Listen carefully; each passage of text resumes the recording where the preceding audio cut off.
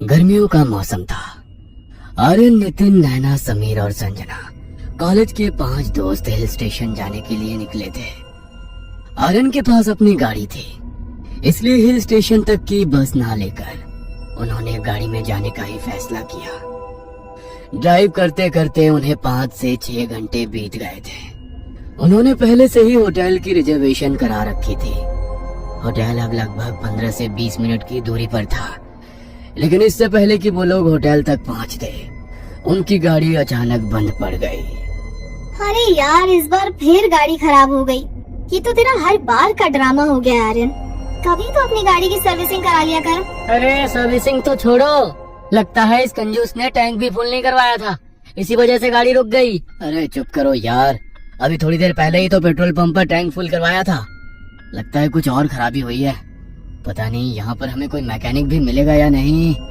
आसपास कोई है भी नहीं जिससे पूछ लें। आर्यन का तो इतना कहना था, तभी उससे सामने से गांव का ही एक आदमी आता दिखाई दिया। उसने गाड़ी का शीशा नीचे किया और उसे आवाज लगाते हुए कहा, अंकल अब जरा सुनिए तो। उस आदमी ने गंभीरता से उसकी तरफ देखा और तेजी से चलता हुआ उसके पास आया। अंकल, हमारी ना गाड़ी खराब हो गई है, क्या यहाँ आसपास कोई गैराज या मैकेनिक है जो हमारी गाड़ी ठीक कर दे? गाड़ी खराब नहीं हुई है तुम्हारी, वो सामने देखो, वो जो पेड़ है उसके सामने हाथ जोड़कर आओ और कहो कि हमें यहाँ से जाने दो। क्या? लगता है कि यहाँ पर नए आए हो, इसलिए पता नहीं कि यहाँ की पहरेदारी बेताल करता है। बेताल? वो क्या है? वो सब जानने की जरूरत नहीं है तुम्हें, और ना ही मेरे पास इतना समय है कि मैं तुम्हें सब कुछ समझाऊं। बस जाओ और जाकर उस पेड़ के नीचे हाथ जोड़कर वो कहो जो मैंने तुम्हें कहा है, तभी वो तुम्हें यहाँ से आगे बढ़ने देगा। मैं चलता हूँ। इतना कहकर वो गांव वाला तो वहाँ से चला गया। लेकिन उस गांव वाले की बात सुनकर वो सब के सब हैरान थे, क्योंकि उन्होंने अपनी लाइफ में पहली बार ऐसी कोई बात सुनी थी। ये क्या नॉनसेंस थी यार। नॉनसेंस वगैरह छोड़ो और जो उसने कहा है वैसा करो। क्या पता सच में ऐसा कुछ हो। हाँ यार, चलो चलते हैं। वैसे भी मैकेनिक तो यहाँ पर है नहीं, तो यही ट्राई कर लेते हैं। क्या पता सचमुच यहाँ पर कोई बेताल हो और उसे हम पर थोड़ा तरस आ जाए। शहर के लोगों को इन सब बातों पर भरोसा करना जरा मुश्किल होता है, लेकिन नैना और संजना के कहने पर सब गाड़ी से बाहर निकले और उस पेड़ के नीचे जाकर हाथ जोड़कर खड़े हो गए। हम सब यहाँ पर घूमने के लिए आए हैं, प्लीज आप हमें आगे जाने दो।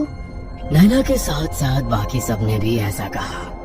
तभी अचानक से शांत वातावरण में कुछ हलचल सी हुई और उस पेड़ की एक एक पत्ती हवा से इतनी जोर से लहराई कि उसकी आवाज उन 5 के कानों में चुभने लगी। वो आकर अपनी गाड़ी में बैठ गए। तुम सबको क्या लगता है कि अभी गाड़ी स्टार्ट हो जाएगी? पता नहीं, जब भी किसी गांव में आओ तो क्या क्या फालतू की चीजें करनी पड़ती हैं। मैं ऑनलाइन कोई मैकेनिक सर्च करता हूँ। अरे पहले गाड़ी स्टार्ट तो करके देखो। अच्छा, जैसे तो गाड़ी स्टार्ट हो ही जाएगी। बेताल का मजाक उड़ाते हुए आर्यन गाड़ी स्टार्ट करने लगा और गाड़ी स्टार्ट हो गई। ये देखकर वो 5 के 5 हैरान रह गए। अरे ये तो सचमुच स्टार्ट हो गई। गांव की मान्यताएं और परंपरा कुछ भी बेफिजूल नहीं होता। खैर, ये सब तुम लोगों की समझ में नहीं आएगा। हाँ, क्योंकि ये सब तो जैसे गंवार की समझ में ही आ सकता है। आर्यन ने गाड़ी आगे बढ़ाई और थोड़ी देर में ही वो अपने होटल में पहुंच गए। होटल के एंट्रेंस में ही एक बहुत बड़ा मंदिर था, लेकिन मंदिर के अंदर मूर्ति किस देवता की थी किसी को समझ में नहीं आ रहा था, क्योंकि आज से पहले किसी ने उस देवता की मूर्ति को नहीं देखा था। बड़ा ही अजीब मंदिर है, ना तो मंदिर के अंदर पूजा पाठ जैसी कोई चीज रखी है और ना ही कोई रोशनी है। बड़ा ही अजीब सा मंदिर है। आप इस मंदिर पर ज्यादा ध्यान मत दो, इससे जितना दूर रहो उतना आप लोगों के लिए अच्छा होगा। अरे क्यों खाली फोकट लड़कियों को डरा रहे हो? अरे कुछ नहीं है, चलो अपने अपने रूम में चलते हैं। बाकी सब तो उस मंदिर और गार्ड की बातों को इग्नोर करके अपने अपने रूम में चले गए, लेकिन सिक्योरिटी गार्ड की बातें सुनकर नितिन का मन बेचैन सा हो गया। नैना और संजना ने अपना अलग रूम लिया था और तीनों लड़के एक रूम में एक साथ रुके थे। पूरे दिन का ट्रैवल करके उन्हें होटल तक पहुंचते पहुंचते रात हो गई थी, इसलिए सब बहुत थक चुके थे। तो खाना खाते ही सो गए, लेकिन नितिन को नींद नहीं आ रही थी। वो अपने मन में कुछ बड़बड़ा रहा था। आखिर क्या था जिसे मैंने वहाँ पर देखा? मैं अच्छी तरह जानता हूँ कि वो मेरा भ्रम नहीं था। गांव की मान्यताएं और परंपरा कुछ भी बेफिजूल नहीं होता।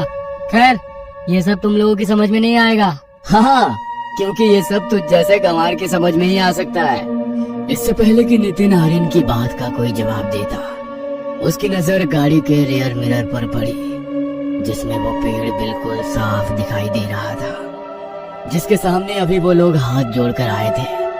लेकिन जब नितिन ने ध्यान से देखा तो एक 6-7 फीट का बड़ा भयानक दिखने वाला प्राणी जैसे कोई राक्षस उस पेड़ से उल्टा लटका हुआ था और उन लोगों को वहां से जाते हुए देख रहा था। ये देखकर